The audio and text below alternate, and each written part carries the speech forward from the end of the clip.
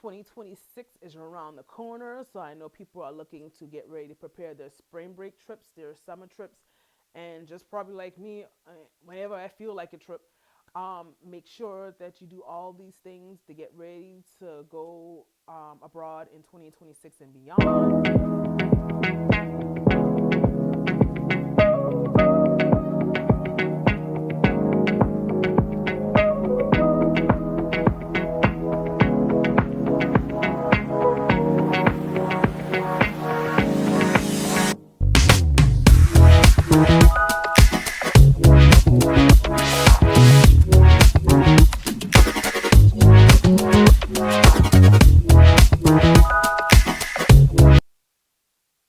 Welcome back to A Black Girl's Odyssey. I'm your hostess, Breeze, and today I'm going to be giving you my top recommendations of things you must know before international travel.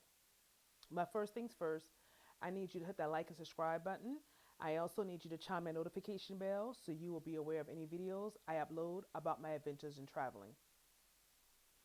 So first of all, I'm hosting this video from a city in France called Bordeaux. And what Bordeaux is known for, if you haven't already know, it's its wine. This is one of the many wine regions in France. So many people come out here for wine tasting and the wineries and vineyards that's here. I just came here just to check out the scene. I've heard of Bordeaux before, but I've never been here. This is my first time being here. So if you ever decide that you want to take a trip here, you need to come mostly in the late spring or summer months where you can partake in the outdoor festivities that they have, mostly the wineries and the vineyards. Also, you can come and soak up the cultural scene. And there are a lot of many different cultures in Bordeaux. Also, the locals nickname it Little Paris, and I'm telling you, it does feel like Little Paris. I was a little bit disappointed because I wanted it to be a most smaller city, and that's not what I got. So maybe in the future, if I ever would visit France again, I will go to a much, much smaller town that's smaller than both Paris and Bordeaux because I want more of an authentic, little quaint French feel that you see from like the little movies from days gone by, and not so much of a more busy metropolitan feel. So just keep that on your radar just in case you're looking for some place that has good wine. Bordeaux, France will be one of the places that I highly recommend for that. But in today's video, we're going to be talking about the 5 top things that I recommend anyone does before they take an international trip. So we're going to go ahead and jump right on into that. So my fifth reason today that I think you should do before you take an international trip, and that is study and print maps and learn the city as much as you can before you go. So, Google is an excellent option for this. I love Google Maps.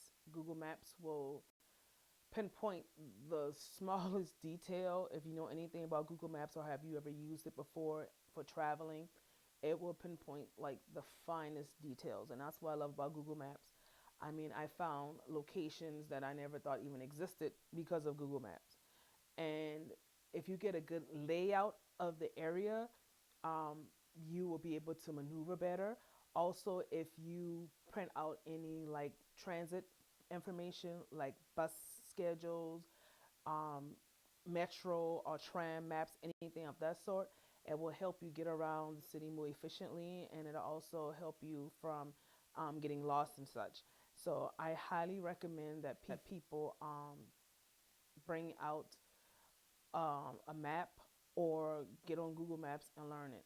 Now, while I've been here in Bordeaux, because I'm spending time in both Bordeaux, France, and Paris, France, and when I use Google Maps, it helps me so much more better because I'm able to know how to catch the train or the trams or buses easier by looking at the maps and knowing what stops to get on and off. I don't feel lost, and then it also keeps me from having to nag or interfere with travelers or interfere with bypassers and asking them where this is and where that is, because I have everything that I need on my phone. So I think it's very much knowledgeable and makes sense to print off and study maps before you go. If you can't do that, I also recommend that you um, ask someone to help you. I'm not talking about locals, but ask someone to help you who's been to the region and who can tell you about the region if you can find someone. But it's always good to have that knowledge yourself so you don't have to become dependent upon anyone. And that's the kind of person I am. I like to be most so on my own. So thank God for Google Maps. If I didn't have that, I don't know what I would be today. So that's my fifth um, recommendation is that you study and print off maps and learn the city as much as you possibly can before you make your move to go to visit another city. My fourth recommendation for you is to learn the language as much as possible, at least on a conversation level. So, again, I'm in France. As a United Statian or American, I've never taken French in school. I had like some exposure to it, like in the eighth grade, but I quickly gave that up and I took Spanish, and I've been learning Spanish pretty much ever since. So I have very limited verbiage, limited knowledge about French. The only words that I really can say are merci, merci beaucoup, um, je m'appelle, and let me see. I think that's about it. I've learned some words since, but like I don't want to say it because I know I'm gonna sound funny because I don't pronounce my French correctly. But if you are knowing that you're going to a place, you want to learn as much as of the language as you possibly can. Now, had this been a Spanish speaking country, I would have been way more confident. I have been self studying Spanish since I've been 13 years old. So, although I'm not fluent, I am very confident in getting around on my own in a Spanish speaking country.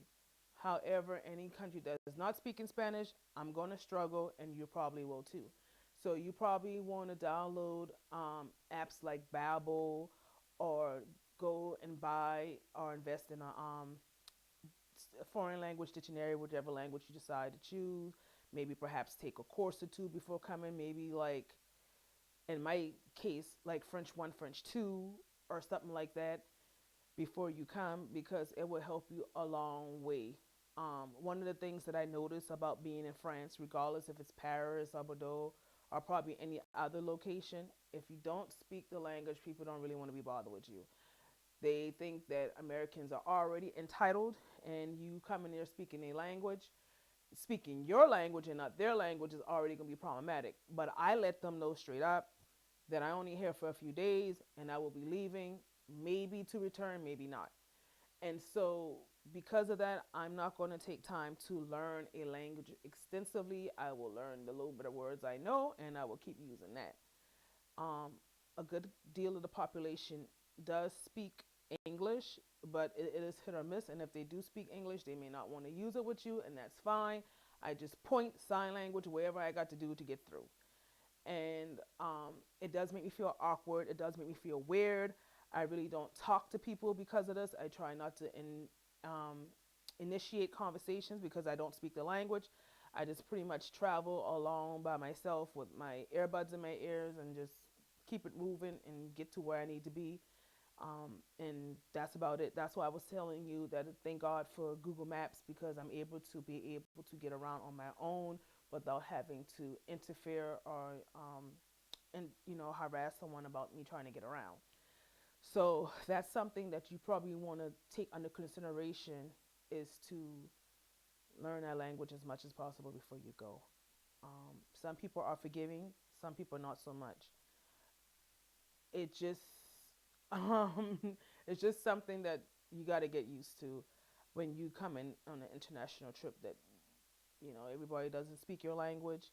When I open my mouth, I'm speaking English because that's the language I was brought up into, and that's just how it's going to be. I will, however, do better in a Spanish speaking country because I've been practicing Spanish since I was 13 years old. But anyway, aside from that, just make sure that if you can, that you can learn some words at least. If you cannot, or if you are not willing to learn the whole language fluently, just pick up on some words and you should be able to get um, through with that. Oh, bonjour and bonsoir are two other words I know too. One it means hello, good morning, and the other one means good evening. So just keep that also in mind if you ever decide to come to a French speaking country, which there are more than I realize floating out there. So just keep that in mind. So that's my fourth recommendation to you is to learn a language, at least on a conversational level, as much as possible. So my third recommendation to you all, and this is very important, I have a little story time to go with this point. My third point is make sure that you invest in a medical travel insurance and a driver's permit. And I'm explaining that to you. So when I went to Jamaica back in 2018, I did not have either. I didn't have the medical insurance, nor did I have the driver's license. And in not having that, I went there and I actually got stung by a yellow jacket. That was the first time I ever got stung by a bee or anything of that sort. Or a wasp. I don't know what a yellow jacket is. I think it's more closely to a wasp. And I'm telling you, it hurt. I got stabbed right here by that yellow jacket, and it really hurt. Um, I started swelling up. It started burning. It started itching. I didn't have any medical insurance, so I had to deal with the issue on my own. Someone recommended that I use like a green type leafy substance and rub it on my arm because it'll help with the itching and the burning. I didn't notice a difference. It was still itching and burning, turning red and swelling. And I was fearful because I thought, my God, if I had such a nasty allergic reaction to the stung, I would have been up the creek without a paddle because I didn't have any insurance. That scared me, and I promised myself after that trip that I would never, ever leave the United States again without travel medical insurance. And so I got that. Now, the company that I use anytime that I do an international travel is Alliance. I actually, this is information right here. I actually go through AAA to get it. The reason why I'm not showing you the front part of this is because it has my Christian name, my legal name on here, and also my policy number. But the other information, you are welcome to get that information if you want. That's AAA right there, and that's Alliance Travel Insurance. They have reasonable policies. I am a single solo traveler, so I don't know about their family policies, but I only paid $60 for this trip right here, so I'm insured medically for this whole trip, and this will take care of me in all of France and London. I'm going to London, United Kingdom next week, and so I'm covered with that. God forbid if I have to use medical travel insurance. Also, there are times I have rented cars in Europe. I've rented a car in Greece and in Italy. And when I rented them, they want, of course, a major credit card. They want your driver's license information. But this right here is what they really need to know that you have. And this is an international driver's permit. So down here is the date that was issued the permit, and it's good from a year from that date. So this is an old one. This is one I got from August of last year. I used it last year and during the summer, and this was the last time I've ever used it was last summer. And like I said, it's good for a year. So each year you're gonna have to reapply for another permit. Inside here, I'm not gonna open this up, but inside here it has my personal information, and it also has a picture. You're going to need like two passport photos. Now, you can obtain this one or two ways. One, you can obtain it by going into your local pharmacy like CVS, Walgreens, and getting passport photos. Or you can wait till you get to AAA because that's where I also got this one. You can see the AAA seal right here. I also went to AAA and I got this, and they charged me for the passport photo. So you can do that either there or, like I said, at one of the popular places that take passport photos, like your pharmacy or maybe TSA or whatever the case may be. And so it's always good just to have this, just in case you may need to rent a car. If you know for sure you're not going to rent a car, I probably wouldn't bother getting one of these. But with me, I do things sometimes at the spur of the moment. So it's always good to have this handy. So just look for one of these and at your local AAA office, and just keep it for safekeeping. It comes in handy, and then it also has a list of countries that this permit could be used in, and I think that it's somewhere in here somewhere. I'm not sure where it's at exactly, but it has a list of countries that you can that they'll tell you where you're able to use this pet permit. Now, there's not a lot of, I think there's not a lot of places that don't accept it, but I think there are like one or two countries that don't accept it. So if you look in here, you'll see these are all the different countries that accepts this international driving permit along with your local driver's license. So make sure you take your local driver's license and you take this if just in case you need to rent a car or you might perhaps be having access to someone else's vehicle or what have you. So that's something to keep in mind. So that's my third take and third recommendation on international traveling. Make sure that you have medical travel insurance and make sure that you have an international driver's permit or driver's license. And when I say medical insurance, I'm not talking about traveler's insurance. I'm talking about medical traveler's insurance. God forbid something happened to you, you'll be able to go to a hospital and you can file a claim through the insurance company by showing them that little card if you have. So that's my third recommendation.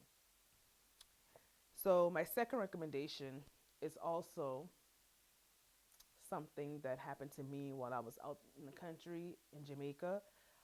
Um, Make sure you have an unlocked phone and download WhatsApp.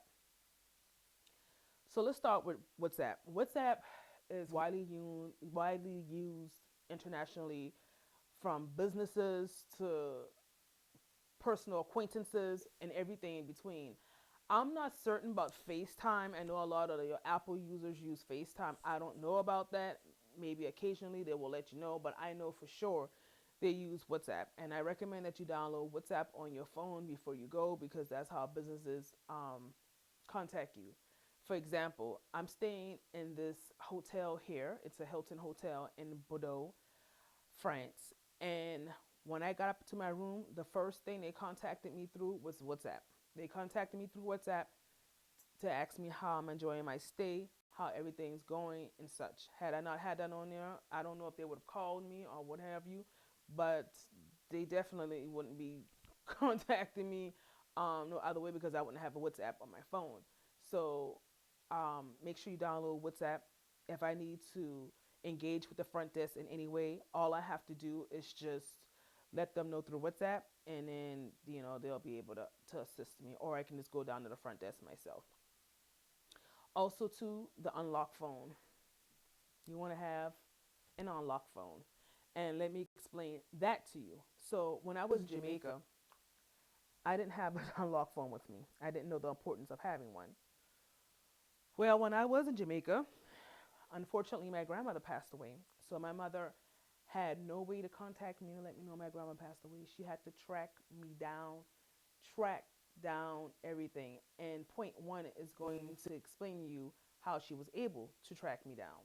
But she was able to track me down, and I was able to speak to her briefly to find out that my grandma passed away. Y'all, I was not happy because, first of all, my grandmother passed away, and secondly, I didn't have my own personal phone to be able to contact my mother, or have her contact me while I was in Jamaica. Let me tell you, that was a lesson learned. I will never, ever leave the United States without an unlocked phone again. I was devastated. I had no one to really talk to get through that period of mourning when my grandma passed away, and it was just a devastating feeling of not having no one there for you really when you needed them when something like that happened. And so I promised myself I would never come back to another country without an unlocked phone.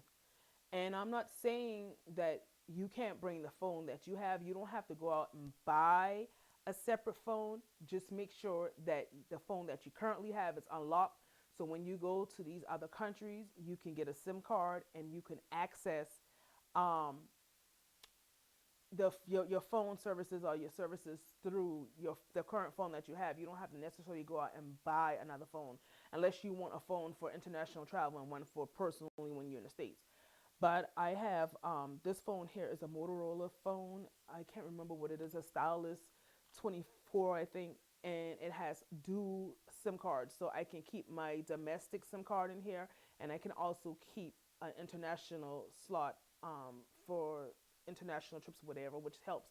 However, I'm able to get phone calls from both the states and and here in France. I don't know what that's all about. I thought you can only access one SIM card at a time, but apparently not.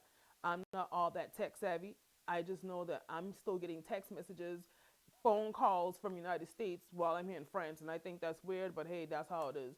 But you want to make sure you have that unlocked phone because you don't know when something can go down, and you want to be able to make a phone call and be able to call people. Not only that, like I said earlier in point five, you want to be able to access maps if you need to, Google Maps or whatever other type of app that you use, and having an unlocked phone helps greatly with that. So make sure, like I said, you have WhatsApp downloaded, and make sure that you have an unlocked phone when traveling. I'm telling you, y'all, that unlocked phone is so important. You don't know when you have to get in contact with someone. You may not be able to always have access to company or businesses' phones because certain companies are funny and they act a certain way. So you want to make sure you have your stuff unlocked before you even leave the states. Okay, I'm just telling you how it is, and this is not just from the states. It's going from country to country or however you want to see it. Um, so just keep that in mind. So that's my second recommendation to you is to make sure you have an unlocked phone and download WhatsApp, please. Like I said again, for the FaceTime users, I don't know if that's as popular as WhatsApp in other countries. I don't use Apple products, but it'll be something to look into just in case you decide to do an international trip. Okay, and so for my final and first thought, this is very important, and I recommend this to everyone. Find someone closely you can trust because you need to do this. Make copies of all your travel documents, everything. Before I go on a trip, my buddy system in this is my mother. So before I leave, I've given my mother my Airbnb information, hotel information, copy of my passports, flight information. If you're taking a train or bus, give your loved one or whoever you trust, your trusted person, your trusted buddy, all that information because you want somebody to be able to track you down. God forbid if something should happen. You don't want to come up missing in one of these countries and nobody can track you down. Um, just give all that information. I gave all the information to my mother before I go. I have given it to her repeatedly before I go, so she should have it somewhere safely. But the first time I ever did this was back in 2014 when I went to Mexico. Something just tell me, just make a copy of everything. At that time, my grandmother was my buddy person. I made a copy of all the information. I put it in a manila envelope and I gave it to my grandmother. I said, Mom, this is all my personal information about where I'm going and where I'm going to be. Because if you need to track me down for any reason at all, I want you to be able to track me down. That's how my mother was able to track me down when my grandmother passed away when I was in Jamaica. She sent me, um, I sent her the information of where I was going to be, and she was able to contact that location to contact me to let me know that my grandma passed away. So good thing I was smart about that, and I gave her all that information. And I recommend that to you too, because you don't know what can happen when you're traveling all over the place. Unfortunately, we things happen. We want to think that everything's going to be safe, everything's going to be good to go. That is not always the deal.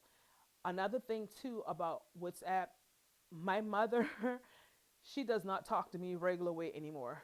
I think I downloaded or I taught her how to download WhatsApp some years ago, and that's the only way she wants to talk to me now. She don't want to talk to me even the regular way on WhatsApp. I can't see you. Where you at? I gotta be able to see your face. So now I have to video chat with her every time that we speak because she wants to see my face although I mostly can't see hers. So it's good that you always want to have that WhatsApp on you. WhatsApp is a very powerful tool. You mean you don't even have to pay for a long distance phone call WhatsApp, and you get to see the person who you're talking to. So that's a win-win all over the place. Just make sure that you download it before you go, because I don't know how they're gonna do it when you come out the country. They may give you some problems, or you may be able to download it without problems. I can't guarantee that. That's why you need to do these things before you leave. And these things are very, very important because I had to learn by trial and error, getting stung by that yellow jacket in Jamaica. My grandmother passed away when I was Jamaican and have no unlocked phone. I'm trying to prevent all this stuff from happening to you. Um, Make sure, like I said, all these documentations, you get a copy of them and give it to a trusted person that you feel trusted about, so they'll know everything. Also, too, you can also go on to, I think it's what, travel.gov or something like that, where you can go to the State Department and put your information. They have it on their website where you can put your information and let people know where your next, or let the government know what's your next stops, or where you're traveling out of the country. Um, I don't really think that's necessary. I think when you leave, they have to scan your passport when you go through customs anyway, so they know you leaving, and at least they know you leaving the country. If they know where you're going at, I don't know that. I know they know you leaving the country when they scan that passport. So I don't really think the travel.gov website is necessary, but the rest of the stuff is necessary. Make sure you make copies of all your information and give it to a trusted person, because you never know what can happen. So that's my take on all that and my top recommendations. You want to 5, study and print maps if need to, or learn the layout of that city before you go. 4, you want to learn a language, at least on a conversational level or a cultural level. You don't have to go like in deep into the language, but learn a few words can help you maneuver better. If not, at least have people will have mercy on you because at least you're trying, as opposed to thinking people understand what you're saying. 3, you want to make sure you have that medical, please have that medical travel documentation and medical travel insurance, and make sure you have the driver's license. Like I said, you never know when you may need to rent a car.